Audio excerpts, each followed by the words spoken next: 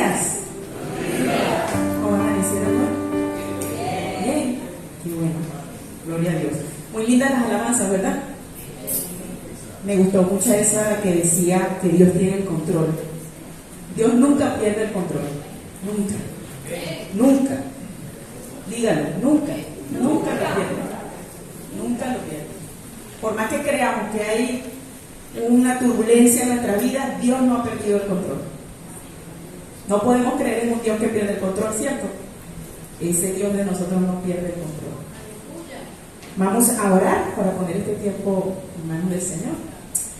Señor, quiero darte gracias porque me das la oportunidad de estar aquí con mis hermanos, de compartir con ellos tu palabra, Padre Santo, que sea tu Espíritu Santo ministrando mi corazón y el de mis hermanos, para que el mensaje que tú has decidido que trabajemos hoy, Señor, haga en nosotros el efecto que tú quieres que hagas. ¿Qué han aprendido hasta ahora? Alguien que me diga aunque sea una cosa. Sí, ¿verdad? ¿Cuál es ese mensaje central que hemos estado estudiando en estas dos cartas? La venida del Señor, ¿verdad? Sí. Bueno, yo quiero comenzar diciéndoles que a lo largo de la historia, muchas personas, han habido personas que han querido predecir el fin del mundo. ¿Ustedes han escuchado alguna vez de algún acontecimiento donde hayan querido predecir el fin del mundo? ¿Pero funcionó? No, ¿verdad? Porque seguimos aquí. Entonces, bueno, yo quiero nombrarle algunos como introducción para que podamos seguir con lo que es el tema de la prédica.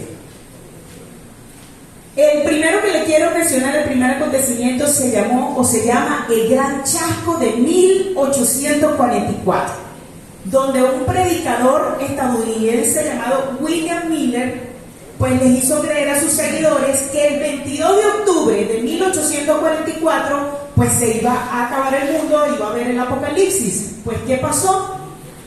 Nada. No pasó nada y por eso se llamó el Gran Chasco de la historia en ese momento. Tenemos como segundo el Y2K, que yo sé que la mayoría los debe conocer aquí, que fue cuando venía el milenio, que se estaba acabando el siglo y venía el nuevo milenio. Estaban diciendo que pues iba a haber un desastre informático, que las computadoras iban a colapsar, que eso incluso haría que se ocasionara algo como un apocalipsis. ¿Qué sucedió? Nada. La gente le cambió la fecha a sus computadoras, se acomodaron las fechas en lo que se tenía que acomodar y no pasó a mayores. Está también lo que llaman el fin del calendario maya, que fue en 2012, hasta sacaron una película, ¿se acuerdan? Sacaron una película y resulta que se había interpretado que el calendario maya decía que el 21 de diciembre del 2012 se iba a acabar el mundo, iba a haber un apocalipsis. En lugar de haber un apocalipsis, ¿qué pasó? Nada. Y está cuando lo del cometa Halley en 1910, que se creía que la cola del cometa traía unos gases tóxicos y que iba a chocar contra la Tierra, y pues que eso ocasionaría que el mundo acabaría. ¿Qué pasó? Nada, no pasó nada. Entonces, aquí los versículos que vamos a tratar hoy están en Segunda de Tesalonicenses del 6 al 15. Y se aborda un tema que más o menos tiene que ver con esto, porque venimos diciéndole que allí en Tesalónica se estaba diciendo, pues que algunos hermanos decían que sí, que ya había llegado el fin del mundo, el apocalipsis, el día del Señor. Entonces más o menos por eso les quise dar esta introducción, para que más o menos se imaginaran qué era lo que iba a pasar en ese momento. Porque cuando hemos escuchado estas noticias, ¿verdad? Que ha traído como inquietud en nosotros. Y por ejemplo, cuando fue la que era el problema informático, eso fueron rumores para acá de qué iba a pasar y qué sería y no sé qué, y estaban todos preguntándonos qué iba a suceder. Bueno, así mismo estaba la gente de Tesalónica, algunos de ellos preguntándose si era verdad, incluso lo asumían como una verdad que ya el Señor había venido. Entonces, el apóstol Pablo aquí en este texto trata un error doctrinal que había surgido en los creyentes de Tesalónica. Este error, como les acabo de decir, tenía que ver con la confusión sobre la segunda venida del Señor. Algunos miembros de la iglesia creían, pues, que el Señor ya había llegado y esto estaba generando esa angustia y esa preocupación. Pero Pablo les aclara que esa venida del Señor no se iba a dar, sino hasta que se manifestaran ciertas cosas, como lo decía Flor en su prédica anterior, hasta que se manifestara el hombre de pecado, el hijo de perdición, que a menudo es interpretado pues como el anticristo. Esto lo que nos indica es que estos eventos tenían que suceder, hay cosas que tienen que suceder antes que venga el Señor, hay acontecimientos que se tienen que cumplir antes de ese momento. Entonces Pablo los está exhortando a que se mantengan firmes. Eso es lo que hemos venido estudiando en estos domingos pasados, que no se dejaran engañar por rumores ni por una carta fraudulenta. O sea, ahí mismo en Tesalonicenses 2 sale que dice que había posibilidad de que se había escrito una carta fraudulenta, como si fuese Pablo que lo hubiese escrito. O sea, es más o menos investigando lo que les puedo decir. Entonces, él les decía que no se dejaran engañar por esos rumores falsos. Entonces, les doy esta pequeña introducción del tema antes de entrar más a fondo. Pablo aborda la situación debido a ese error doctrinal de algunos hermanos que se habían dado a la tarea de no trabajar en nada. Mano caída. No trabajo, ¿por qué? ¿Para qué voy a trabajar si no hace falta? Ya el Señor no ha venido, ya el Señor llegó, toda la confusión que podía haber en ese momento. Se estaban llevando una vida ociosa algunos de los miembros de esa comunidad. Entonces, ya sabemos que tenía que estar relacionado con la segunda venida de Cristo. Ellos estaban metidos en su cabeza de que era de esa manera y por eso tenían esa actitud. De ellos pensaban que debido a que el regreso de Cristo era inminente, no era necesario trabajar. ¿Por qué? Porque ¿para qué iban a trabajar si ya no era necesario? Vamos a leerlo en el texto de hoy para comprender un poquito más.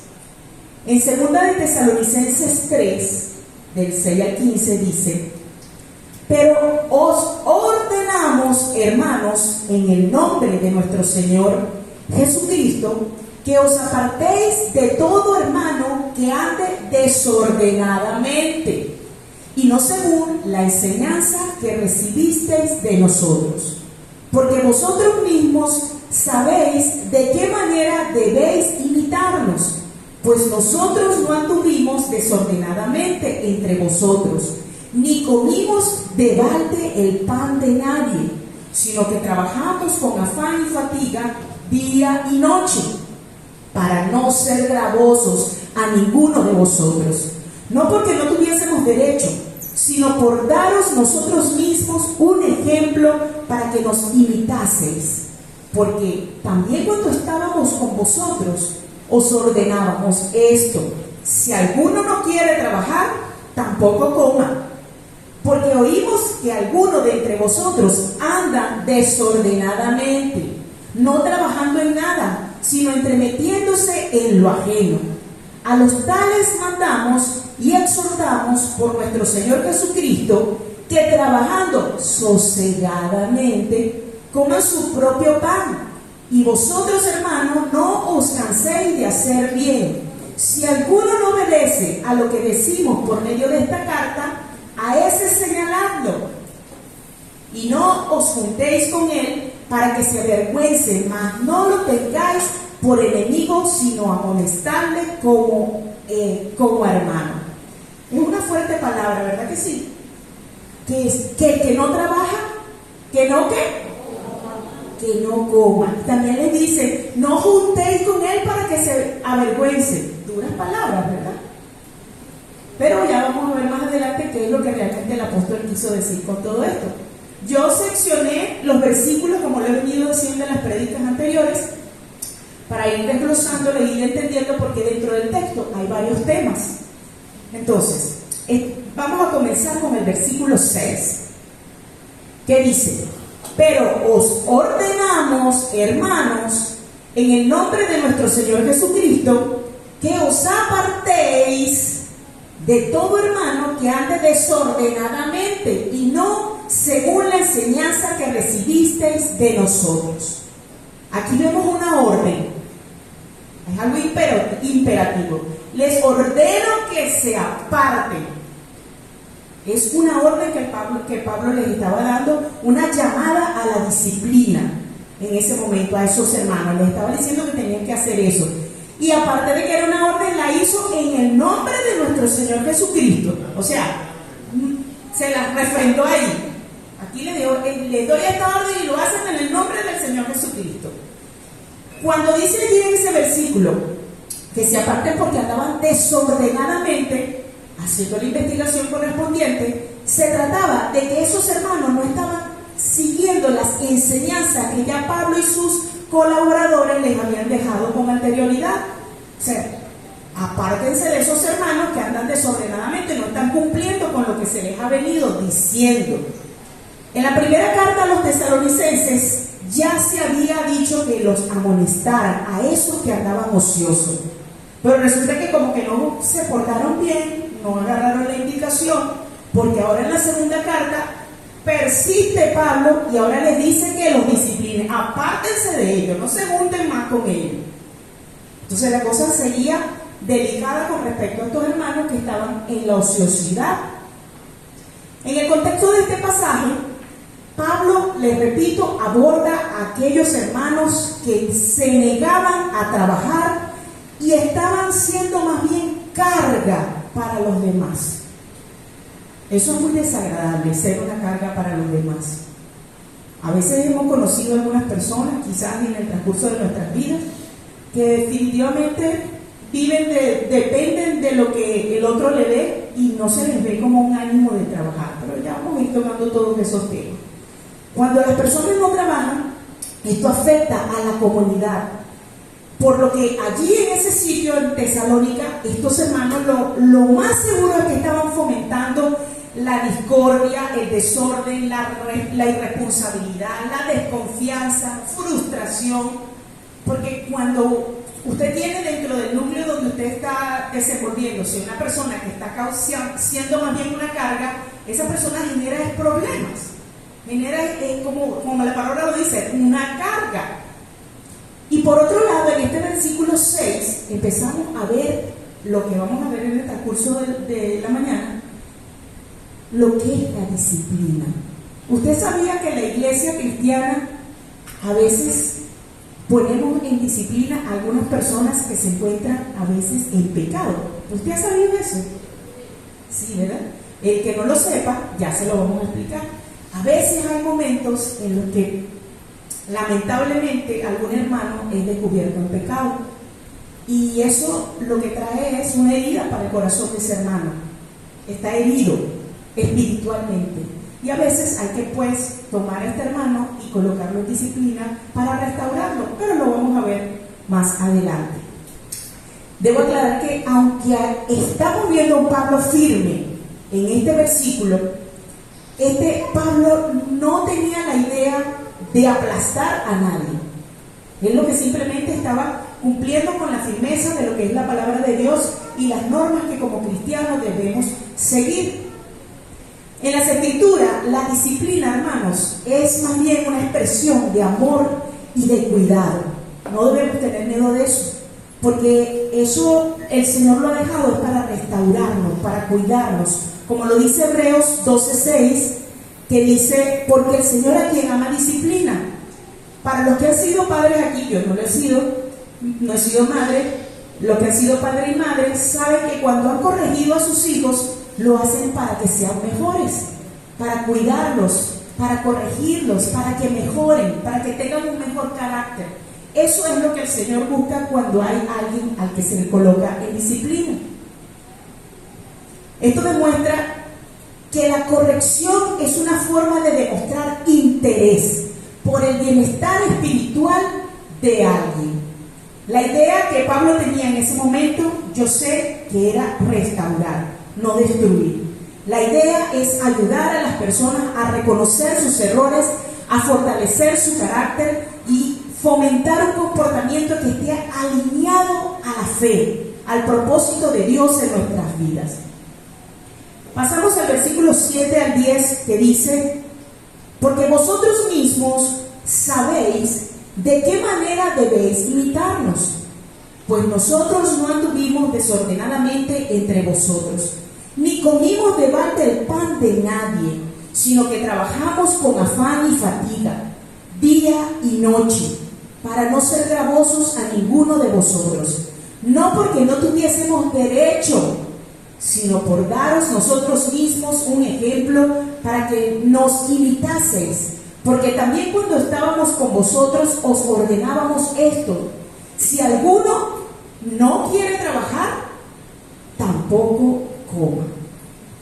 Pablo se presenta en estos versículos como un ejemplo a seguir, como un ejemplo para la gente de Tesalónica, donde él representa que cumple con la responsabilidad que le correspondía, con los principios de orden, con la responsabilidad cristiana que tenía dentro de la comunidad. Él les estaba enseñando esto a través de este ejemplo. Ellos trabajaron lo que no fueron Pablo, Timoteo y Silas, ¿correcto? ¿Sí? Entonces, ellos trabajaron para dar un ejemplo. ¿Para qué? Para no ser una carga para nadie. Lo que querían demostrar era el ejemplo de cómo vivir de una manera responsable dentro de la sociedad cristiana. Así que este debería ser un ejemplo para nosotros también como líderes, y yo sé que sí, puedo nombrar a muchos aquí, a muchos, que son ejemplos para la comunidad, para los que le rodean, de gente, de ser gente de ejemplo, de trabajo, de inspiración, que viven vidas responsables, disciplinadas, en su iglesia, en su trabajo, en la comunidad donde viven.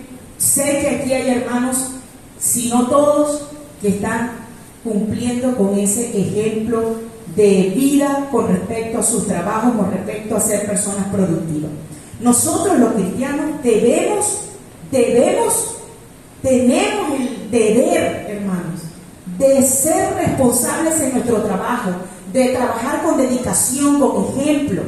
Y no solo para cubrir nuestras necesidades económicas, sino, como les digo, para ser de testimonio para los que nos rodean. Y aquí quiero hacer un alto para resaltar que estos versículos no tienen que ver con aquellas personas que por fuerza mayor o por una causa genuina se encuentran sin producir dinero, sin producir un ingreso, sin tener un sueldo. Este mensaje no es específicamente para ese tipo de personas. Al contrario, debemos ser sensibles con aquellos hermanos, con aquellas personas que tienen una situación difícil a nivel económico, porque por fuerza mayor, por situaciones graves o porque simplemente la edad, hay tantas circunstancias que pueden ocurrir por las que una persona no esté produciendo, pero estoy seguro que de alguna manera están siendo productivos para la comunidad a pesar de eso. Sí, ¿verdad que sí? Entonces, estos versículos yo considero que no son para esas personas, sino al contrario, son para aquellas personas que se encuentran en la ociosidad total. En el versículo 11 y 12, en Tesalonicenses 3, 11 y 12, dice: porque oímos que algunos de entre vosotros andan desordenadamente, no trabajando en nada, sino entremetiéndose en lo ajeno, en el chisme.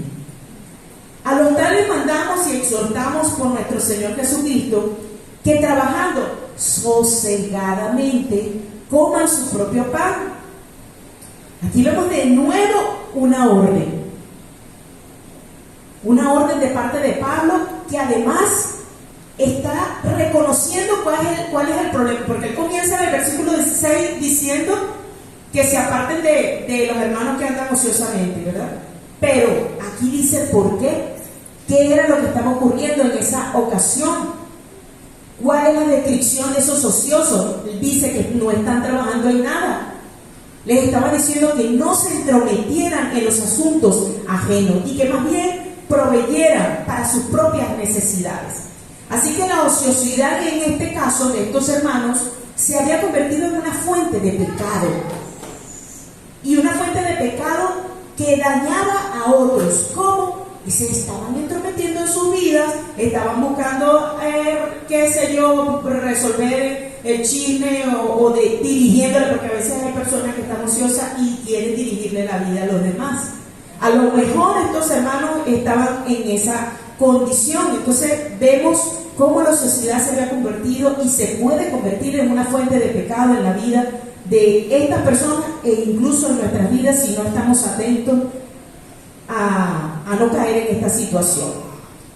Definitivamente las personas que no están produciendo, que no tienen, o sea, y no solo económicamente, porque voy a resaltar aquí a las madres. Por ejemplo, las madres están en casa y están siendo productivas, aunque no están trabajando, están cuidando a los hijos, están haciendo las tareas, que siendo la columna de esa casa para que todo funcione. Eso es ser una persona productiva. Hay personas que están cuidando simplemente a un enfermo. Eso es ser una persona productiva. Pero es que dice, no trabajando es nada. Las mamás dudan que no hagan nada. Exactamente. Entonces, está claro de que estos versículos no se refieren sino a las personas que definitivamente en una perezosa, no sé si saben qué es una perezosa, una cama de esas donde uno se recuesta, ahí echado todo el día y buscando el chisme de casa en casa. Aquí Pablo lo que dice más bien es que deberían de trabajar sosegadamente. ¿Qué es sosegadamente? Trabajar con calma, con tranquilidad, sin meterse en la vida de nadie, haciéndolo honradamente, con amor, con esfuerzo, generando un ambiente armonioso en el lugar de trabajo. Debemos ser esas personas que donde estemos siendo de paz, de testimonio, un buen empleado, una buena persona que está cumpliendo con su labor, con la tarea que está realizando. Y esto lo debemos hacer en el ámbito laboral, familiar o espiritual. Y aquí esta parte dura, la exhortación a comer su propio pan, tiene que ver con la responsabilidad que tenemos de asumir la responsabilidad por nosotros mismos. Si usted está en condiciones de ser una persona productiva para generar su propio pan, tiene que hacerlo, debe hacerlo. ¿Por qué? Porque eso es lo que está diciendo la palabra aquí, no lo estoy inventando yo. Dice la palabra que debemos esforzarnos por ser productivos, por esforzarnos por poder obtener nuestro propio sustento y de no ser de carga para otros. Nos anima esta palabra, más bien es a evitar totalmente ser de carga para otras personas y valorar el fruto de nuestro trabajo. Eso es lo que nos están diciendo estos versículos de hoy. Y en los versículos del 13 al 15 dicen: y vosotros, hermanos, no os canséis de hacer bien. Si alguno no obedece a lo que decimos por medio de esta carta, a ese señaladlo. Wow. Y no os juntéis con él para que se avergüence. Mas no lo tengáis por enemigo, sino amonestadle como a hermano. En estos últimos tres versículos, vemos cuál debe ser la respuesta que debemos tener, cuál debe ser nuestra forma de actuar cuando estamos frente a una situación como esta, con algún hermano que esté pasando por esta situación de brazos caídos totalmente.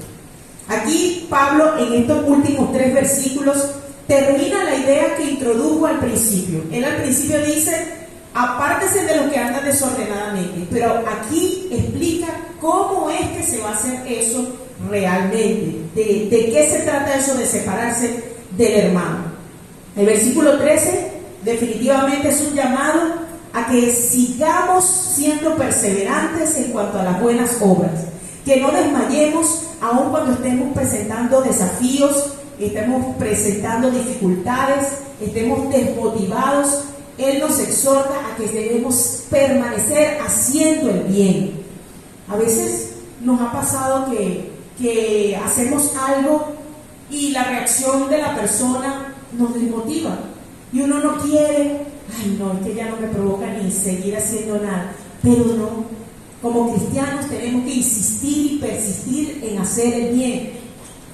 Ese debe ser nuestro verdadero testimonio, en insistir y resistir y seguir adelante haciendo el bien. Es una invitación a seguir siendo íntegros, bondadosos, a tener responsabilidad sin desanimarnos, a seguir adelante, A veces nos cansamos en la obra. A mí me ha pasado que he tenido épocas en mi vida en las que digo, estoy cansada, ya no quiero seguir. Lo que veo no me motiva, pero no es en nuestras fuerzas. Este versículo nos indica a que debemos renovar la fe.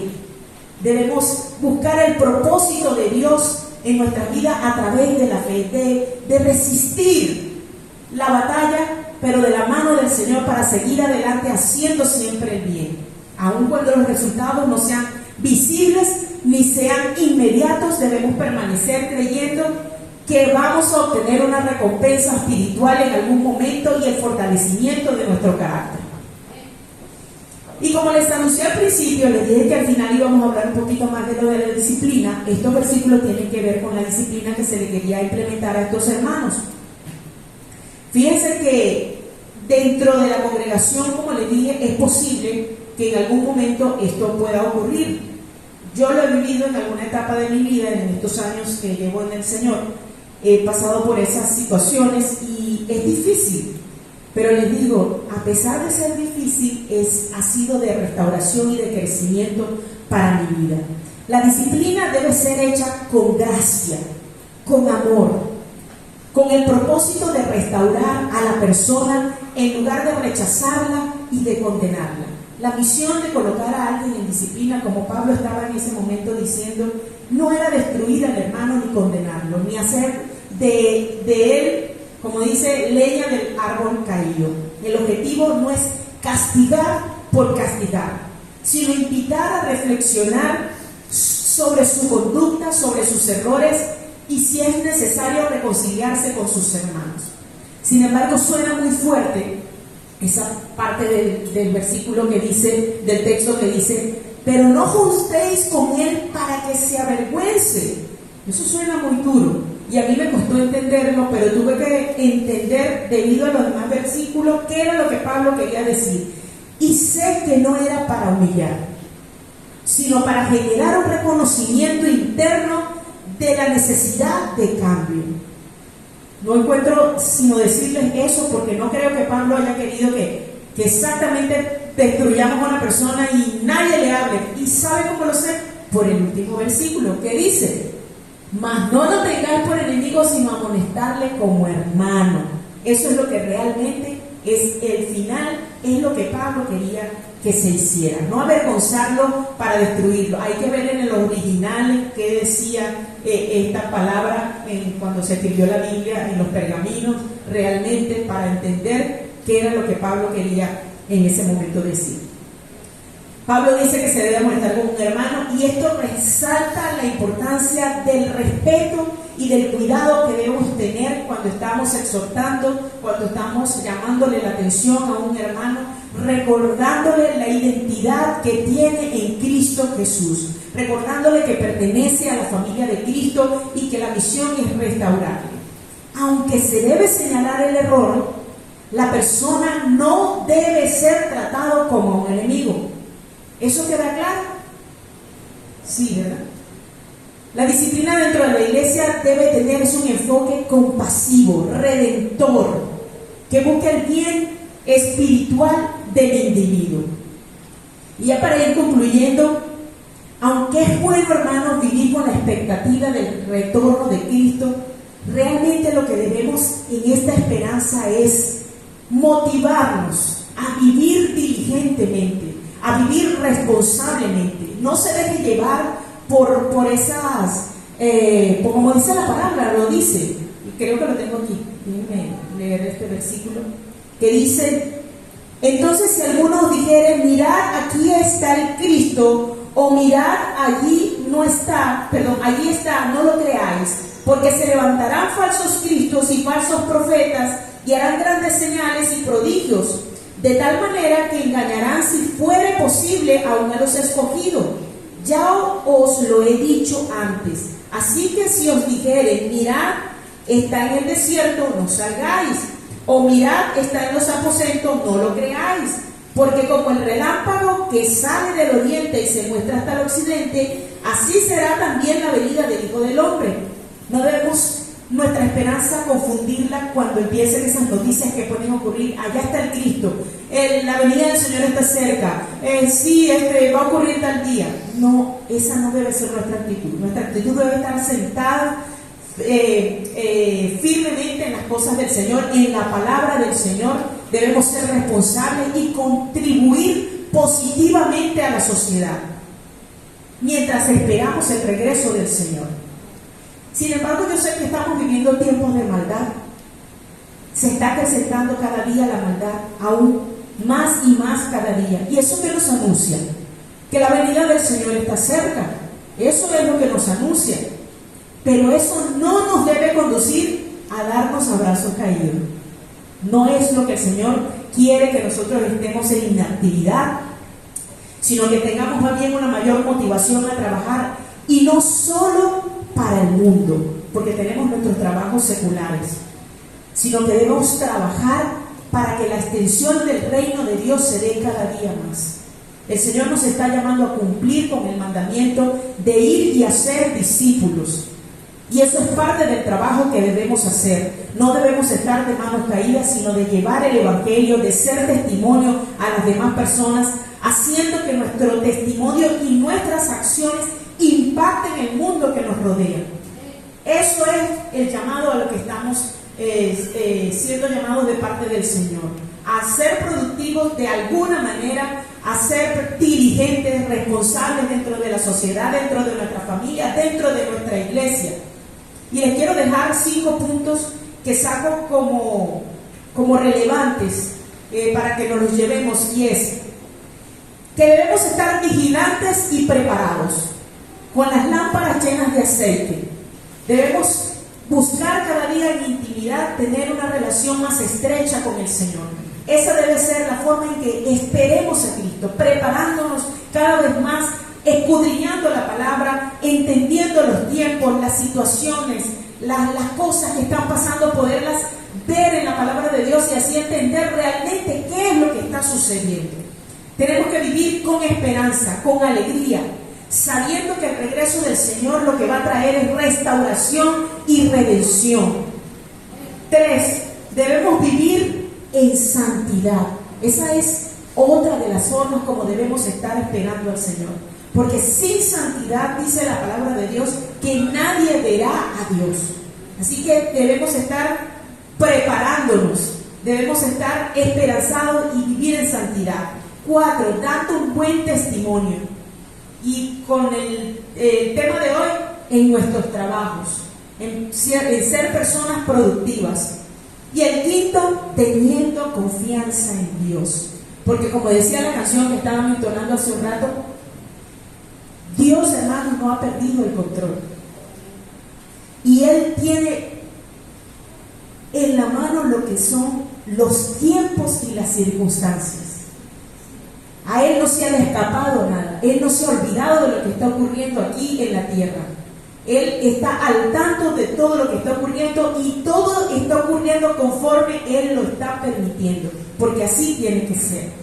Demos gracias a Dios por nuestros trabajos, demos gracias a Dios por nuestros ministerios, demos gracias a Dios por cada una de las actividades donde nos desenvolvemos, las cosas en las que ayudamos a otras personas, en lo productivo que podemos ser como seres humanos, como cristianos, porque a eso estamos llamados, a servir al Señor con nuestras vidas y ser parte de Cristo y su palabra. Y como dice el título de hoy, si la salud y Dios nos lo permite, vamos a ponernos manos a la obra, a servir al Señor y ser productivos. Amén. Amén. A mí me gustaría que pudiéramos orar por los hermanos que se encuentran en una situación de salud, laboral difícil. Me gustaría que oráramos por ellos. Que el Señor pueda hacer en sus vidas conforme a su voluntad, les dé fuerza y llenura. Señor, te quiero dar gracias por lo que tú estás permitiendo en cada una de las vidas de los que estamos aquí, Señor. Te doy gracias por nuestros empleos, te doy gracias por los trabajos, por los ministerios que tú nos has entregado, Señor. Te pido que tú pongas el querer como el hacer en aquellos hermanos que aún no están en algún ministerio desenvolviéndose, Señor, para que tú les des la valentía, les des la alegría de servir con gozo en la iglesia y en las cosas del Señor, Señor. Te doy gracias, Señor.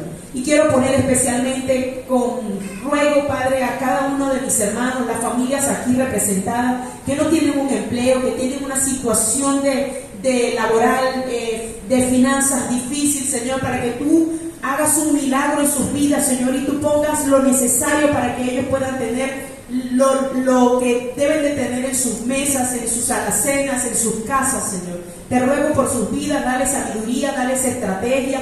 Pon a las personas idóneas que se encuentren con ellos para poder tener un empleo, mi Dios. En el nombre de Jesús, amén. Amén.